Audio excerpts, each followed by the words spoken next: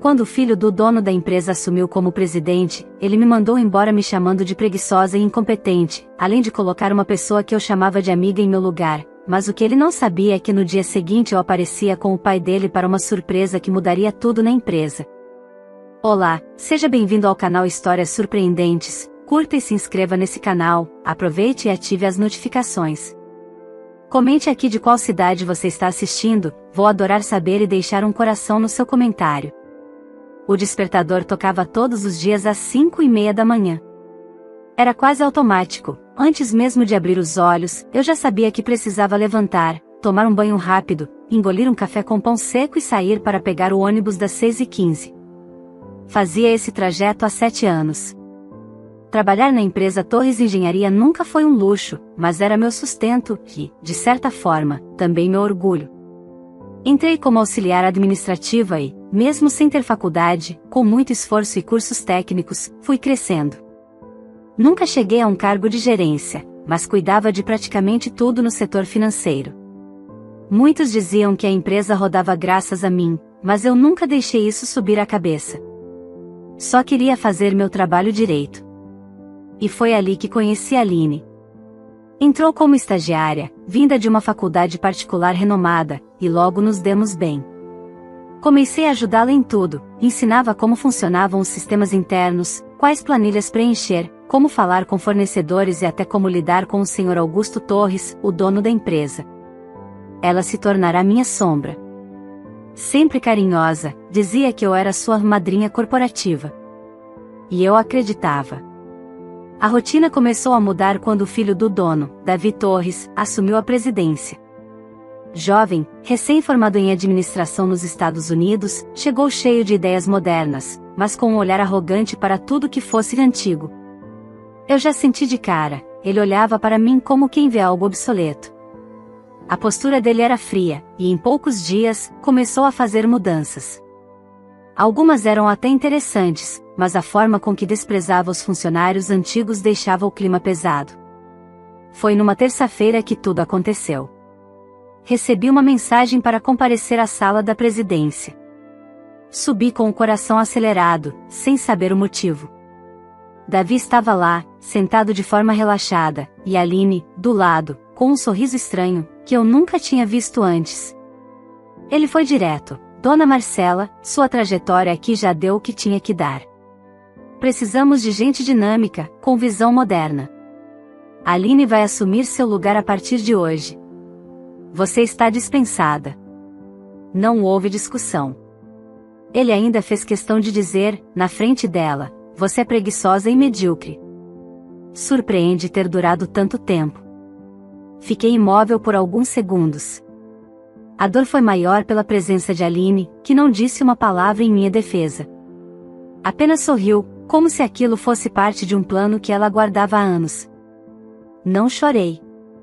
Apenas peguei minhas coisas, deixei meu crachá na portaria e saí. Peguei o mesmo ônibus de sempre, mas pela primeira vez, sem destino certo. Na manhã seguinte, algo inesperado aconteceu. Estava em casa, ainda digerindo tudo, quando recebi uma ligação de um número desconhecido. Era o próprio Sr. Augusto, dono da empresa. Sua voz era grave e direta: Marcela, me diga, por que foi demitida?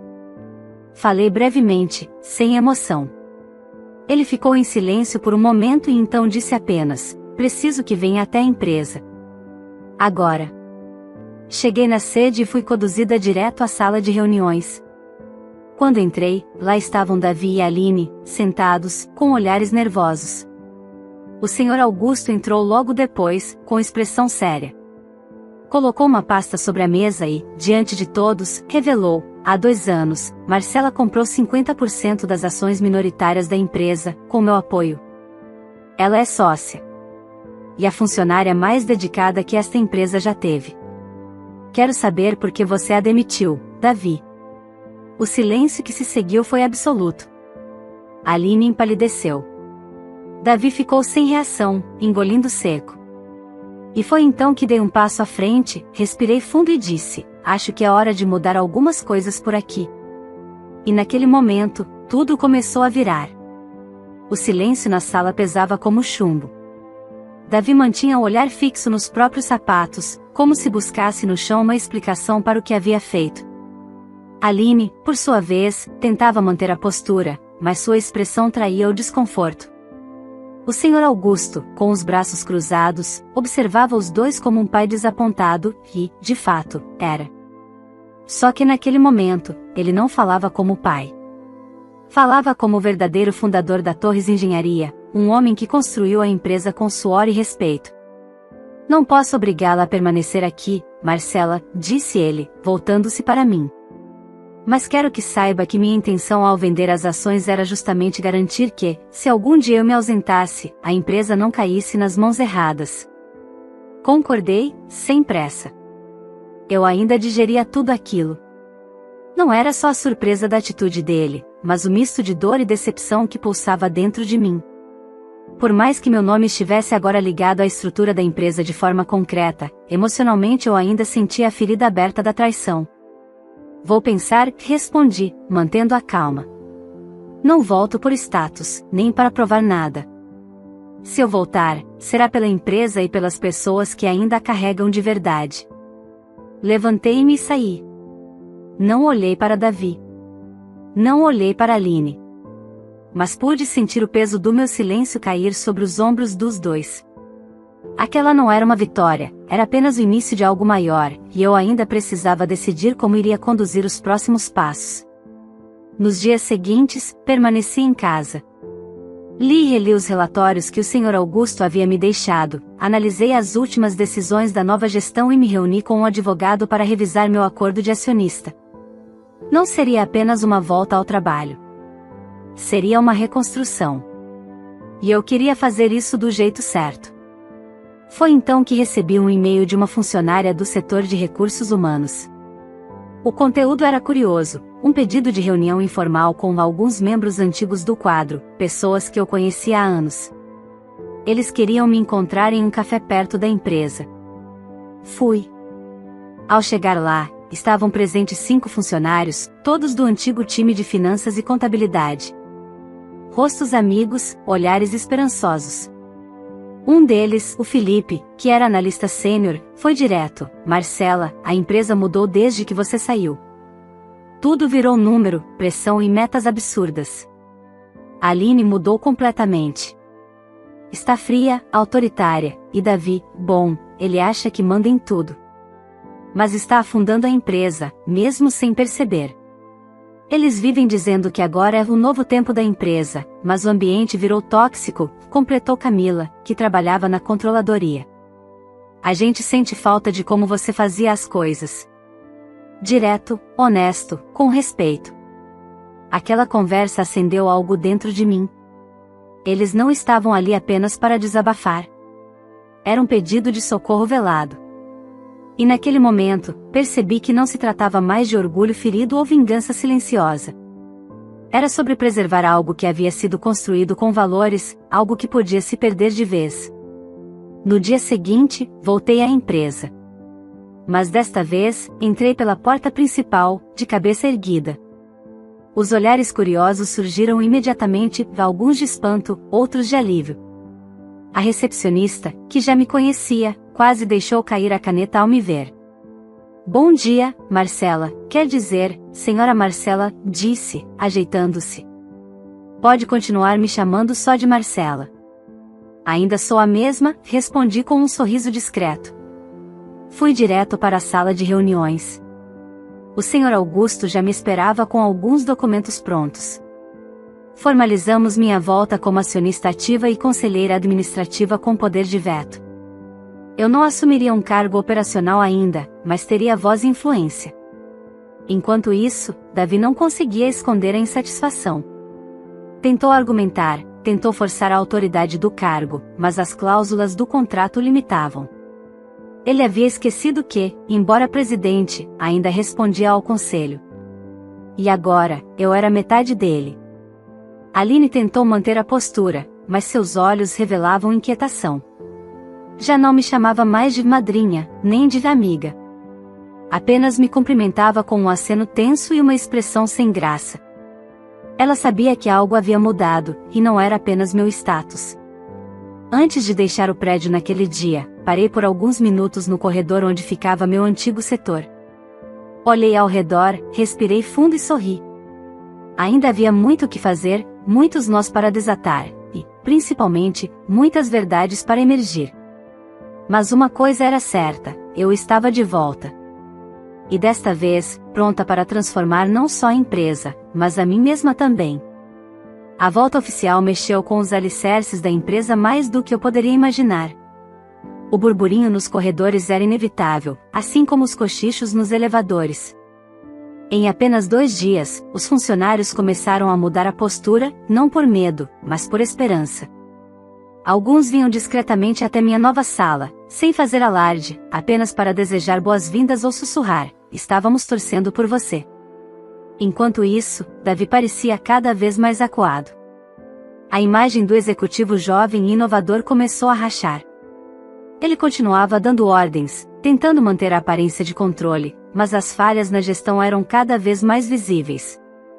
O fluxo de caixa estava apertado, a produtividade em queda e havia boatos de que grandes clientes estavam insatisfeitos com as mudanças abruptas impostas por ele e Aline.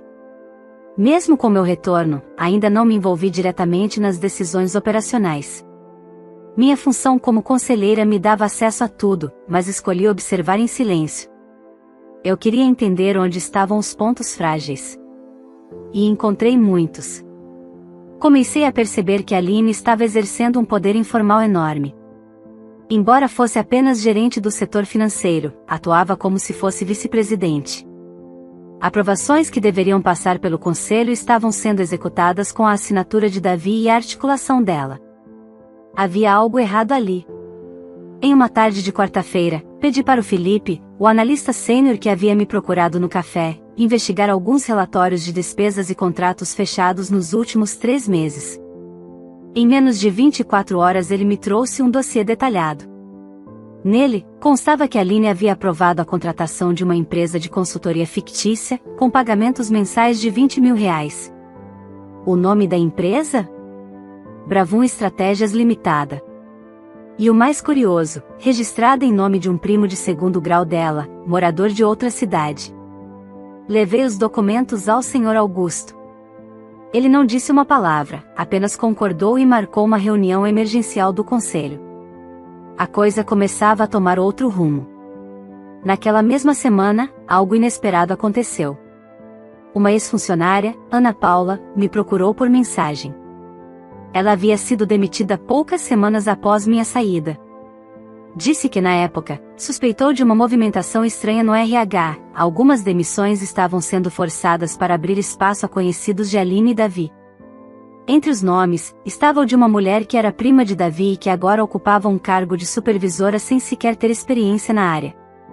A verdade é que, durante meu tempo fora, a empresa foi sendo desmontada por dentro, lentamente, com aparência de modernização.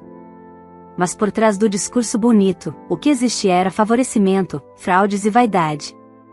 O Sr. Augusto convocou a reunião do conselho numa sexta-feira, às 9 da manhã.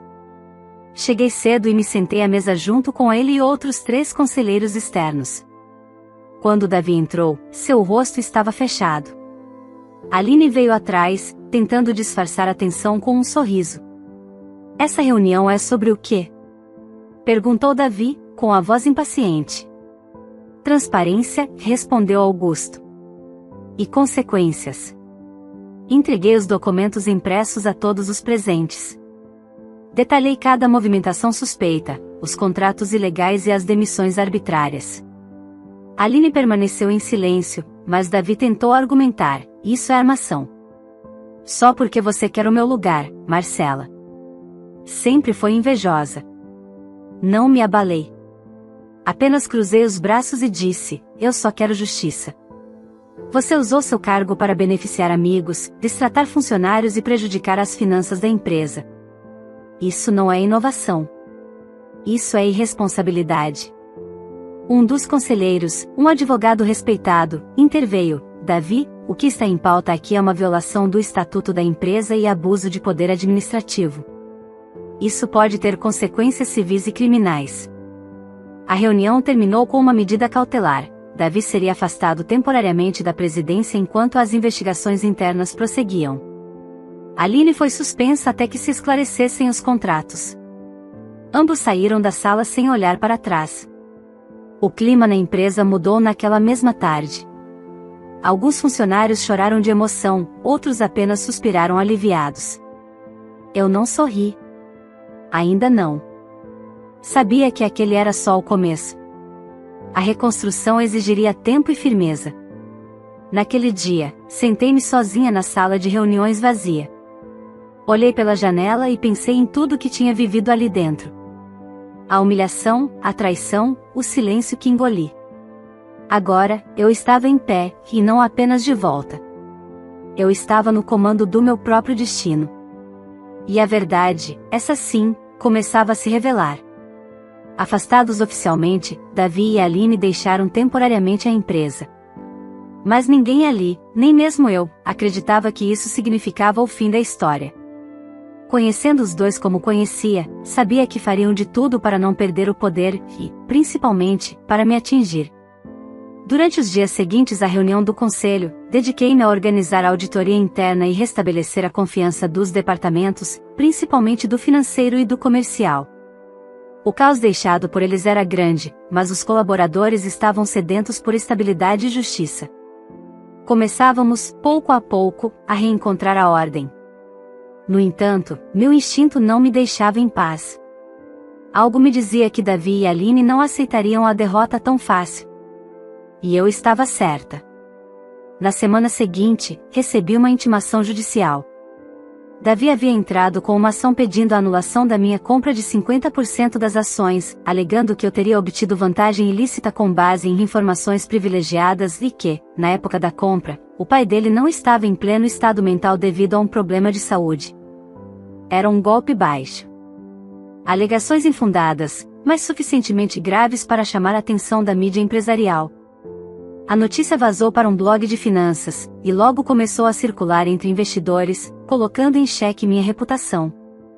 Foi nesse momento que entendi, eles queriam me forçar a abrir mão da minha participação para proteger a imagem da empresa. Um plano arquitetado com frieza. Mas o que eles não sabiam é que eu já estava um passo à frente. O Felipe, o analista que se tornará meu braço direito, havia me alertado de movimentações estranhas envolvendo um escritório de advocacia ligado à Aline. Investigando mais a fundo, descobrimos e-mails vazados onde ela e Davi trocavam mensagens claras sobre como forjar a tese de fraude na aquisição e envolver a saúde do Sr. Augusto, que, aliás, gozava de perfeita lucidez e disposição. Mostrei os documentos ao próprio Augusto. Ele ficou visivelmente abalado. Seu próprio filho, tentando destruí-lo judicialmente para proteger a arrogância de uma ambição sem freio. Ele não só está tentando tirar a empresa de mim, como está manchando meu nome, disse, com os olhos marejados. Não reconheço mais o filho que criei. Tomamos uma decisão em conjunto, moveríamos uma contra-ação, não apenas para defender minha aquisição, mas para expor a tentativa de fraude por parte deles. O plano de Davi e Aline, que nasceu como uma armadilha silenciosa, agora viraria uma bomba prestes a explodir nas mãos deles. Marcamos uma coletiva de imprensa. O objetivo era deixar tudo às claras, com provas documentadas, depoimentos, e principalmente com o respaldo do Sr. Augusto, fundador e maior acionista da empresa até então. Durante a coletiva, ele fez questão de falar: minha decisão de vender 50% da empresa a Marcela foi consciente, estratégica e pessoal. Ela representa os valores que construí aqui. E lamento profundamente que meu filho tenha escolhido a ganância em vez do caráter. O impacto foi imediato. A mídia, que antes desconfiava de mim, passou a me apoiar. A imagem pública de Davi desmoronou. Aline, por sua vez, teve seu nome vinculado ao escândalo de tentativa de fraude corporativa. Nenhum dos dois se pronunciou. O silêncio deles, dessa vez, gritava. Naquela noite, de volta ao meu apartamento, respirei fundo pela primeira vez em semanas. Ainda não era o fim, mas a virada já era perceptível. O plano deles não só falhou, como os colocou contra a parede judicialmente e publicamente. E agora, a empresa não era mais um brinquedo nas mãos de herdeiros despreparados. Ela estava de volta às mãos de quem realmente se importava. Só que, como eu sabia, feras feridas atacam com mais fúria. E alguma coisa me dizia que eles ainda tinham cartas escondidas. As semanas seguintes à coletiva foram intensas. Enquanto eu consolidava minha liderança e promovia mudanças estruturais na empresa, os bastidores ferviam. A imprensa continuava acompanhando o caso, investidores voltavam a apostar na nossa recuperação e os colaboradores demonstravam confiança renovada. Mas a calmaria era só aparente. Davi e Aline não se contentaram com a derrota pública. Haviam perdido o prestígio, espaço e o respeito do mercado. Mas mais do que isso, perderam o controle, e, para pessoas como eles, isso era inaceitável. E foi então que algo inesperado aconteceu. Uma denúncia anônima chegou ao setor de compliance da empresa, alegando que parte dos contratos assinados durante a gestão de Davi envolviam empresas de fachada ligadas a ele e Aline. Era lavagem de dinheiro. Corrupção empresarial. A auditoria que havíamos iniciado começou a encontrar indícios reais. Cada contrato analisado revelava mais sujeira. Entendi que aquilo podia ser a ruína final deles. Mas, ao mesmo tempo, sentia o peso da responsabilidade. Aquela não era mais uma vingança pessoal, era uma chance de limpar a empresa por completo.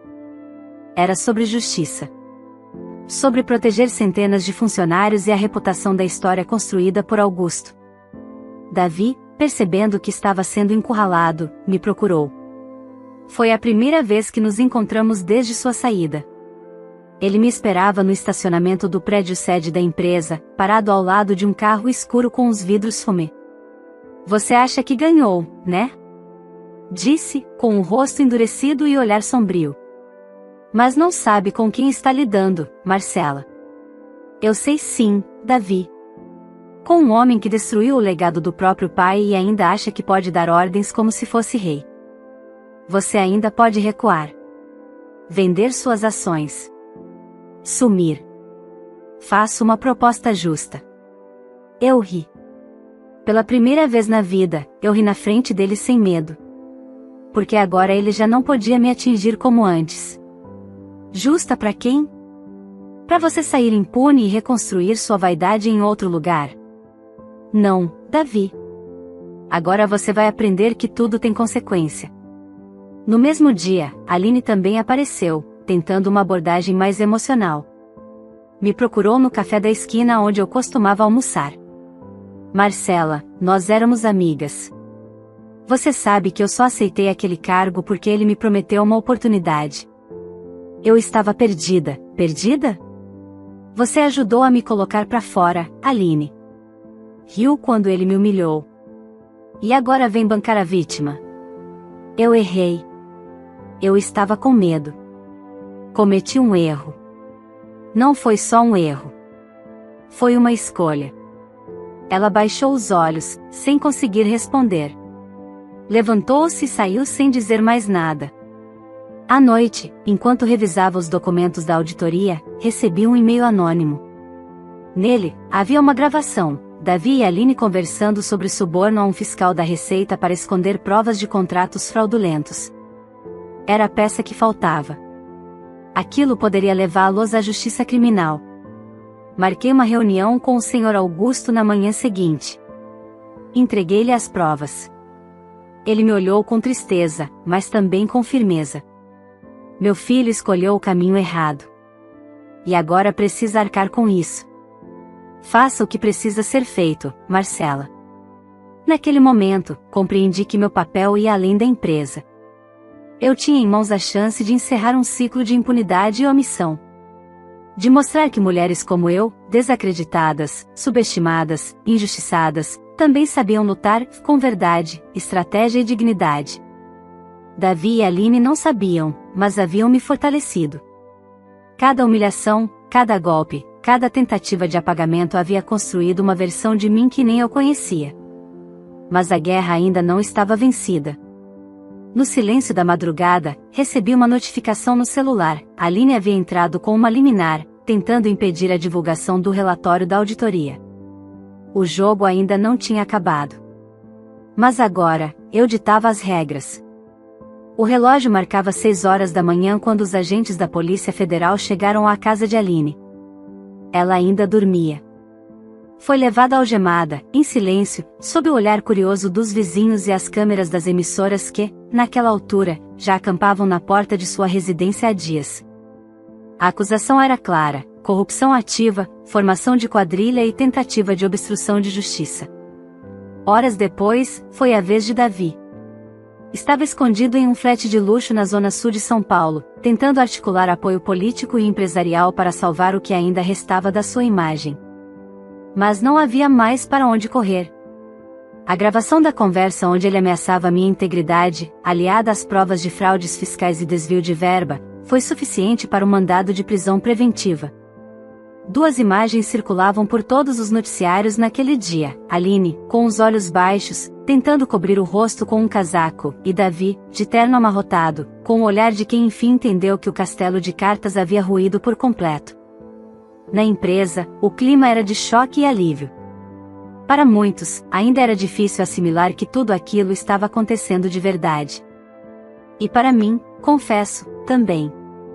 Durante tanto tempo fui subestimada, humilhada, colocada de lado, e agora era ali que eu estava, no comando de uma das maiores empresas do setor no país, não por vingança, mas por merecimento, por justiça, por competência. Dias depois das prisões, o conselho se reuniu para tomar uma decisão definitiva sobre a parte acionária que ainda restava com Davi. Com base nas cláusulas contratuais e no envolvimento dele nos escândalos, a votação foi unânime: sua participação na empresa seria revogada e repassada à única pessoa que demonstrou capacidade, ética e comprometimento com o legado da companhia, eu. Augusto, com os olhos marejados, me entregou simbolicamente uma pasta com um novo contrato de transferência. Você honrou tudo que construí, Marcela. Mais do que isso, você salvou o nome da minha família. E eu só posso te agradecer. Não consegui conter as lágrimas. Era o fim de um ciclo, mas também o começo de uma nova era. A justiça tinha sido feita. A empresa agora estava limpa, renovada, e pronta para trilhar um caminho sólido, com valores de verdade. Aline foi condenada a 7 anos de prisão, com possibilidade de redução pela colaboração posterior com as investigações. Tentou, nas últimas audiências, justificar seus atos com desculpas vazias, mas a verdade já estava escancarada demais para ser ignorada. Davi, por sua vez, tentou resistir até o fim. Recusou acordos, negou as acusações, tentou colocar a culpa em mim, no pai, e em todo mundo, menos nele mesmo. Foi condenado a 10 anos em regime fechado e perdeu todos os direitos sobre a empresa. A arrogância foi substituída por amargura. O escândalo virou documentário, artigo acadêmico e tema de debate sobre ética corporativa. Recebi convites para palestras, entrevistas e reconhecimentos diversos. Mas nada se comparava à satisfação de olhar no espelho e saber que eu não precisei pisar em ninguém para chegar até ali. Apenas resisti, trabalhei e acreditei. Na cerimônia de relançamento da nova marca da empresa, fiz questão de homenagear os colaboradores. Aqueles que, como eu, foram desacreditados. Os invisíveis. Os que seguraram as pontas enquanto os poderosos brincavam de serem chefes. Subi ao palco, respirei fundo, e disse: a história dessa empresa não é sobre herdeiros, mas sobre pessoas que acordam cedo, enfrentam o transporte lotado, trabalham duro e acreditam que um futuro melhor é possível. Essa empresa agora tem um novo rosto. E esse rosto é o de cada um de vocês. Aplausos. Sorrisos. E, principalmente, esperança. Meses depois, ao caminhar pelos corredores da empresa, vi uma nova geração de jovens profissionais sendo treinados. Um deles, curioso, me perguntou: você é a Marcela? Aquela da história com o ex-presidente? Sorri. Sou. Mas prefiro que lembrem de mim como a mulher que virou o jogo sem precisar trapacear. Porque no fim, quando se luta com verdade, o jogo vira sozinho. Se essa história te emocionou, não esquece de deixar o like, se inscrever no canal e compartilhar com alguém que precisa ver essa virada incrível. Isso ajuda demais a gente a continuar trazendo histórias assim pra você. E me conta aqui nos comentários, de qual cidade você está assistindo esse vídeo? vou passar dando coração em todo mundo.